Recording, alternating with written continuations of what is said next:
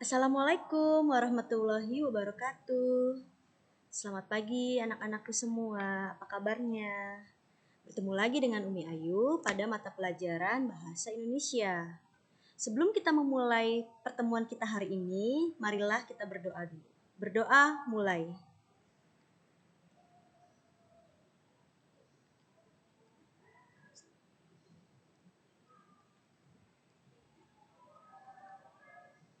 Berdoa selesai. Nah sekarang Umi akan menjelaskan tentang struktur dan kebahasaan teks deskripsi. Nah, kita sudah masuk kompetensi dasar atau KD 3.2, yaitu menelaah struktur dan kebahasaan dari teks deskripsi tentang objek, sekolah, tempat wisata, tempat bersejarah, dan atau suasana pentas seni daerah yang didengar dan dibaca. Nah, apa saja struktur atau bagian dari teks deskripsi? Dibagi menjadi 3. Nah, ini bisa juga kalian baca, ada di buku paketnya, halaman 9 sampai 12 bagi kalian yang sudah punya ya. Nah, kembali lagi ke struktur teks deskripsi. Yang pertama ada identifikasi objek.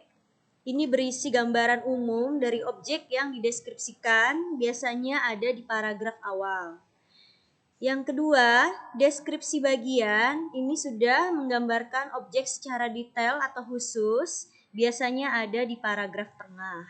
Dan yang terakhir, penutup, berisi rangkuman atau ringkasan dari keseluruhan paragraf, biasanya ada di paragraf terakhir.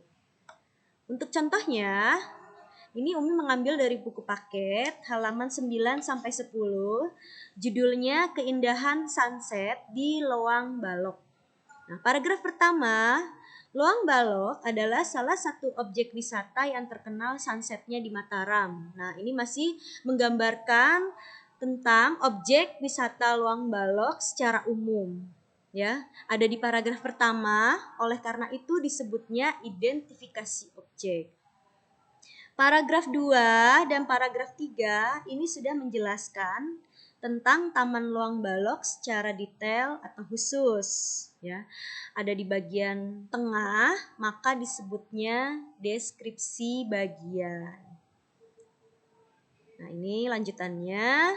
Sedangkan paragraf keempat berisi rangkuman atau ringkasan, ada di paragraf terakhir, disebutnya sebagai penutup.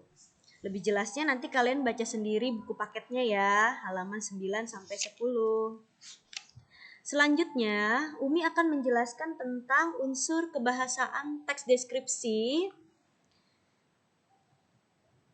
Ini kalau di buku paket sebenarnya ada 6, tapi Umi padatkan, Umi ringkas. Umi ambil bagian-bagian pentingnya, ada 3 hal. Yang pertama, ada kata sifat atau adjektiva. Ada kata keterangan atau adverbia, dan ada kata benda atau nomina. Nah, apa itu kata sifat? Kata sifat ialah kata yang dipakai untuk menjelaskan sifat atau kondisi suatu hal, baik pada makhluk hidup, benda mati, tempat, waktu, dan lain-lain.